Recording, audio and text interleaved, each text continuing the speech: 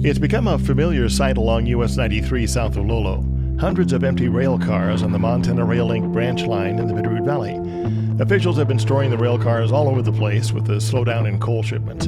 There are even some near South Cape Mall, where the Bitterroot line passes into Missoula. We've been curious, though, are the open-top cars really empty? Well, I have to tell you, some imaginations have been going a little over the edge as to what might be inside. Could there be missing Nazi gold from World War II? Unsold Betamax VCRs? Heck, just regular VCRs. Old film-type cameras and movie projectors, or typewriters, or telephone booths. Old cassette tapes or reams of carbon paper.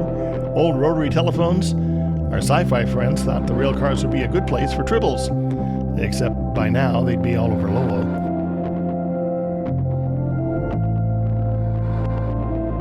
Well, we think this is a job for a drone. So recently, we sent one up just to pass by the cars and maybe glance down into some of them. And what did we find? Spoiler alert. 1, 2, 3.